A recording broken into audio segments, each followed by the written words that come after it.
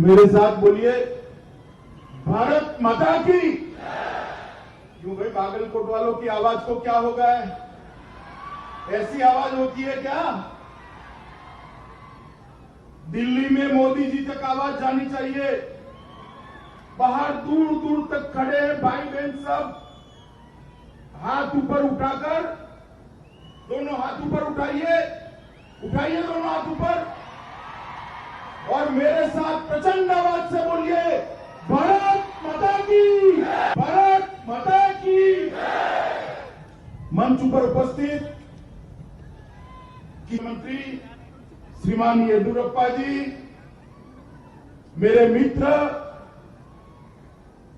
और केंद्रीय परिषद में मेरे मंत्री परिषद में मेरे साथी श्रीमान प्रहलाद जोशी जी, हमारे प्रदेश अध्यक्ष नलिन कुमार कटील जी, उप मुख्यमंत्री गोविंद करजोल जी, कर्नाटक के मंत्री जगदीश शेट्टर जी, सांसद श्रीमान सिद्धेश्वर जी, गृह मंत्री कर्नाटक बसवराज बोम्बाई जी, श्री शिवराम हेब्बार जी, यहाँ के लोकप्रिय सांसद पीसी गद्दीगौड़ जी, आज जिनके कार्यक्रम में मैं आप लोगों को मिलने के लिए आया हूं, ऐसे आज के कार्यक्रम के उत्सव मूर्ति श्री मुकेश निरानी जी, श्रीमती शशिकला झोले जी, श्री बीसी पटेल जी, और आज के कार्यक्रम में जहां तक नजर पहुंचती है मुंड ही मुंड दिखाई पड़ते हैं। इतनी बड़ी संख्या में उपस्थित प्यारे भाइयों और बहनों, मैं आप सभी को प्रणाम करता हूं। सबसे पहले तो बागलकोट क्षेत्र की सुजलाम सुफलाम धरती को मैं प्रणाम करना चाहता हूं। कृष्णा और घाटप्रभा नदी के 12 महीने पानी के कारण एक क्षेत्र हमेशा से कृषि के लिए जाना जाता है, और यहाँ का मेहनत कर किसान देश के कृषि मूल्य को बढ़ाने के लिए, कृषि उपज को बढ़ाने के लिए, और पूरे देश की ऊर्जा की जरूरियात को, शुगर की जरूरियात को पूरा करने के लिए, देश में मिठास बांटने के लिए मैं आप सभी को कोटि कोटि प्रणाम कर कर आपका अभिनंदन करना चाहता हूं। मित्रों, आज मैं आया हूं, कुछ ही दिन पहले मकर संक्रांति गई है। सूर्य नारायण उत्तर में संक्रांत किए हैं। मकर संक्रांति किसान भाइयों के लिए बहुत बड़ा उत्सव होता है। सूर्य नारायण जब उत्तर में जाते हैं, धरती ज्यादा उपज देती है, धरती ज्यादा फलद्रुप होती है। तो मैं सभी किसान भाइयों बहनों को मकर संक्रांति की बहुत बहुत शुभकामनाएं देता हूं। मित्रों, आज ढेर सारे प्रोजेक्ट का यहां पर शिलान्यास हुआ है। कहीं पर कोई शुगर मिल का एक्सपांशन हुआ है, आयुर्वेदिक मेडिकल कॉलेज का शिलान्यास हुआ है, विजय कोऑपरेटिव बैंक की 75वीं ब्रांच का उद्घाटन हुआ है, कहीं इथेनॉल बनाने की क्षमता में बढ़ोतरी की गई है। अनेक प्रकार के प्रकल्प निरानी ग्रुप ऑफ इंडस्ट्री ने आज यहां पर शुरू किए हैं। मैं इस सारे साहस के लिए श्री मुकेश निरानी को भी बहुत बहुत शुभकामनाएं देता हूं कि आपका ये साहस इस क्षेत्र के सभी किसानों के लिए उपयोगी हो, उनकी आजीविका और उनकी इनकम दोनों में बढ़ोतरी करने वाला हो। मित्रों, मैंने अभी थोड़ी जानकारी ली। ग्रीन फील्ड और ब्राउन फील्ड दोनों तरह की चीनी मिलें निरानी ग्रुप ऑफ इंडस्ट्री चलाती है। लगभग 45,000 मैट्रिक टन गन्ना प्रतिदिन इसकी पिलाई करने का काम निरानी ग्रुप ऑफ इंडस्ट्री करता है। मैं मानता हूं देश में सबसे बड़ा पिलाई का काम करते हैं, और इसको 45,000 से 75,000 तक ले जाने का भी इन्होंने एक महत्वाकांक्षी कार्यक्रम लिया है। और मित्रों, इस देश के प्रधानमंत्री जब नरेंद्र मोदी जी बने, और मैं देश की जनता का तो आभारी हूं ही, मगर कर्नाटक की जनता का विशेष रूप से आभारी हूं। 2014 और 2019 दोनों चुनाव में कर्नाटक की जनता ने मोदी जी की झोली वोटों से भर दी। आज मोदी जी पूर्ण बहुमत से देश को एक अच्छी दिशा में ले जा रहे हैं, पूरे विश्व का नेतृत्व करने की दिशा में ले जा रहे हैं। उसमें कर्नाटक के मेरे भाइयों बहनों का बहुत बड़ा योगदान। अगर आपका आशीर्वाद न होता तो ये संभव ही नहीं था। जब जब हम आए, भारतीय जनता पार्टी के कार्यकर्ता आए, चाहे विधानसभा का चुनाव हो, चाहे लोकसभा का चुनाव हो, चाहे अभी अभी पंचायत का चुनाव हो, ये मुंबई कर्नाटका क्षेत्र ने हमेशा भारतीय जनता पार्टी पर अपना आशीर्वाद रखा है। मित्रों, मोदी जी को जब से आपने देश का प्रधानमंत्री बनाया, इन्होंने देश को आत्मनिर्भर बनाने के दिशा में एक बहुत बड़ा कदम उठाया और हमारा तेल का, पेट्रोल का, डीजल का आयात जो है वो बहुत बड़ा हमारा विदेशी मुद्रा का भंडार उसी में खर्च होता है। और उसका विकल्प इथेनॉल है, जो गन्ने की बाय प्रोडक्ट है, शुगर मिल की बाय प्रोडक्ट है। जो आप पसीना बनाते हो वो इथेनॉल बनकर देश की ऊर्जा की जरूरियात को पूरा करता है।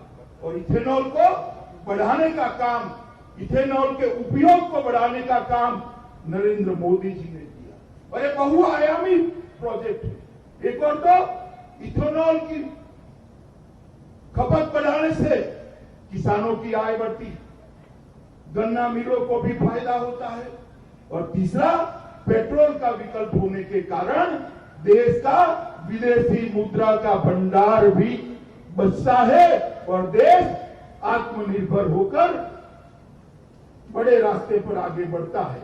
मित्रों, आज निरानी समूह लगभग 2600 किलोलीटर इथेनॉल प्रतिदिन बनाने की दिशा में आगे बढ़ रहा है। तो मैं मानता हूं कि ये जो मोदी जी का स्वप्न है, इसको पूरा करने के लिए निरानी ग्रुप भी बहुत बड़ा योगदान करता है। इसको मैं अभिनंदन भी करता हूं और मैं चाहता हूं कि इसको वो आगे भी बढ़ाए। इथेनॉल की आपूर्ति के लिए मोदी जी ने बहुत सारे कदम उठाए। सबसे पहले 2015 में इथेनॉल पर से केंद्रीय उत्पाद शुल्क घटाने का काम किया, जिसके कारण इथेनॉल सस्ता हो जाए और पेट्रोल के अंडर बैन करने का करे। दूसरा काम किया 2018 में इथेनॉल पर 18% जीएसटी था, इसको कम कर सिर्फ 5% कर दिया, जिससे कि पेट्रोल के अंदर इथेनॉल जो जाता है हमारे किसान भाइयों को इसका मूल्य गन्ना मिल के माध्यम से मिले। नव ईंधन नीति के अधिसूचना में गन्ने का रस, सीरा, अधिशेष और खराब हो गए खाद्यान्न आदि के उपयोग को भी 2018 में परमिशन दे दी। सीधा गन्ने से इथेनॉल बन सकता है, शुगर बनाकर भी इथेनॉल बन सकता है, गुड़ बनाकर भी इथेनॉल बन सकता है और सड़ा हुआ खाद्यान्न जो फेंक देते थे उससे भी इथेनॉल बनाने का परमिशन 2018 में दे दिया। मित्रों, मोदी जी ने एक लक्ष्य रखा है 2022 तक 10% ब्लेंडिंग का लक्ष्य पूरा करना। जब मोदी सरकार आई 2014 में, तब 1.58% ब्लेंडिंग होता था, सिर्फ 1.58%। और मोदी सरकार ने 2022 में 10% तक पेट्रोल और डीजल के अंदर ब्लेंडिंग की नीति बनाई है और 2025 तक इसको 20% पर ले जाएंगे। मित्रों, मैं आप सबको बताना चाहता हूं, आप गन्ना उगाते हो, अब तक के जो 10% और 20% इथेनॉल जाएगा, पहले वो पैसा पेट्रोल का गल्फ कंट्रीज को हम भेजते थे, आज वो पैसा किसान भाइयों के बैंक अकाउंट के अंदर जमा होने की शुरुआत होगी। ये बहुत बड़ी बात है। मित्रों, एफसीआई के पास जो उपलब्ध मक्का था, चावल था, उसको भी अब इथेनॉल की पॉलिसी में शामिल कर लिया गया है और इस नीति के कारण बहुत बड़ा फायदा किसान भाइयों को होने वाला है। किसानों को बेहतर मूल्य भी मिलेगा और किसानों को समय पर भुगतान भी मिलेगा। कच्चे तेल के आयात की बिल को हम कटौती कर सकेंगे। ग्रामीण क्षेत्र में रोजगार भी बढ़ेगा और वायु प्रदूषण भी सरकार ने करा है और इसको 400 तक पहुंचाकर 2022 तक हम 10% का फायदा लेंगे। मित्रों, इथेनॉल के बारे में ढेर सारी और भी रियायतें भारत सरकार ने दी है, मगर मैं आज किसान भाइयों के बीच में मैं इतना कहना चाहता हूं भाइयों कि नरेंद्र मोदी सरकार इसकी सबसे बड़ी कोई प्रायोरिटी है, प्राथमिकता है तो मेरे किसान भाइयों की आय को 2 गुना करना, ये नरेंद्र मोदी सरकार की प्राथमिकता है। ये कांग्रेस वाले जब मोदी जी कहते थे हम किसानों की आय को 2 गुना करेंगे, हंसते थे हम पर। मैं उनको बताना चाहता हूं कि जब आप सत्ता में थे 2013-14 के बजट में उसी बजट आपका 21,933 करोड़ था, सिर्फ 21,933 करोड़ रुपया, और 2020-21 में मोदी जी ने 21,000 से बढ़ाकर 1,34,399 करोड़ रुपया कृषि के और कृषक का बजट को किया है। 21,000 कहां और कहां 1,34,000 करोड़।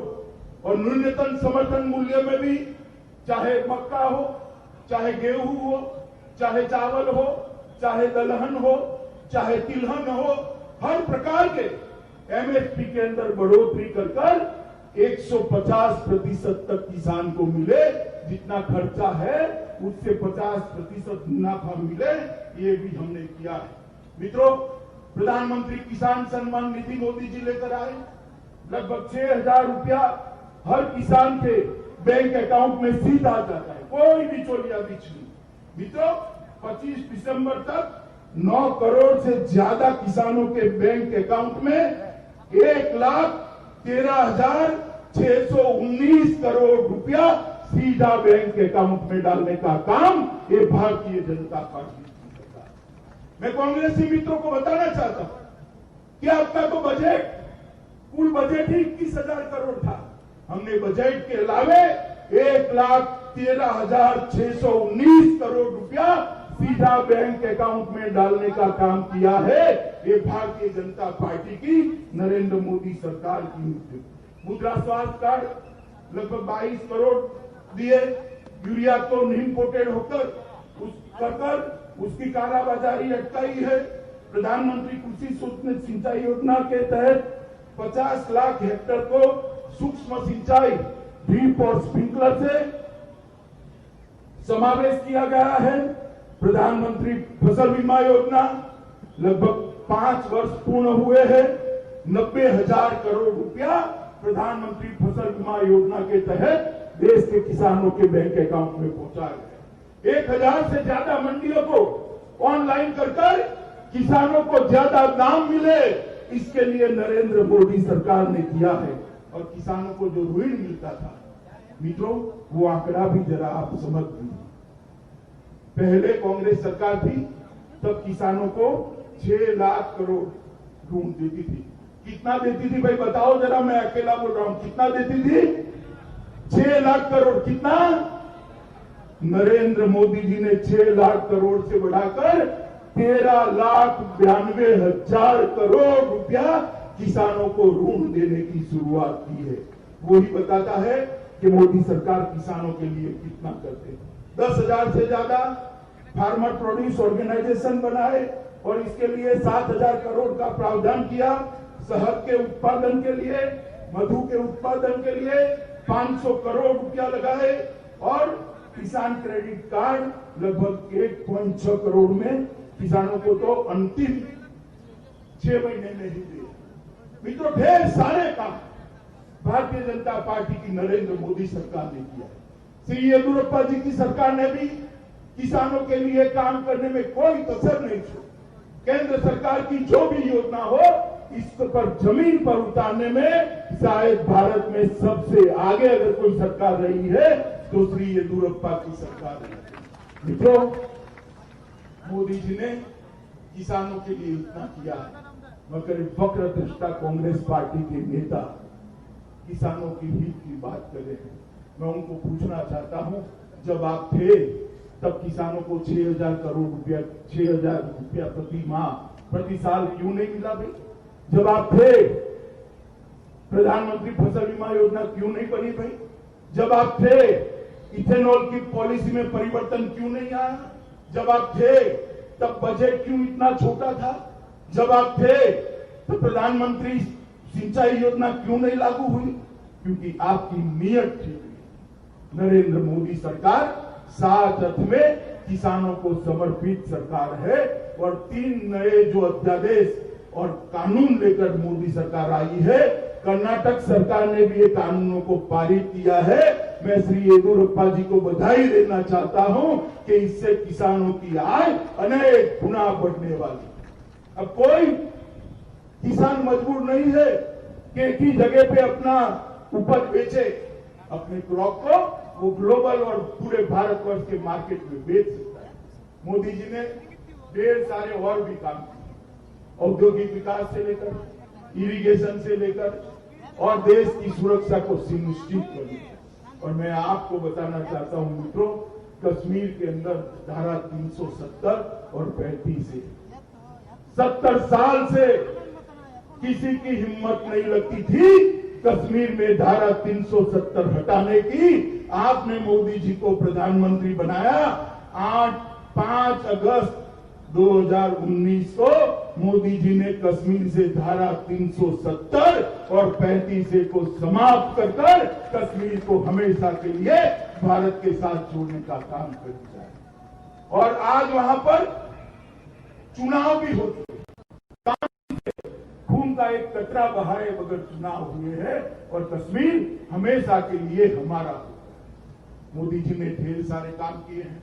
मैं आज बागलकोट की पावन धरती पर आप लोगों के बीच में आया हूं। तब मैं भाई मुकेश निरानी को तो शुभकामनाएं देता भी हूं, मगर आप सबसे ये भी कहने आया हूं कि आपका आशीर्वाद भारतीय जनता पार्टी पर, हमारे नेता और देश के प्रधानमंत्री नरेंद्र मोदी पर जिस प्रकार से बना है उसी प्रकार का बना रहे और मोदी जी के नेतृत्व में हम आत्मनिर्भर भारत की रचना करने की दिशा में आगे बढ़े।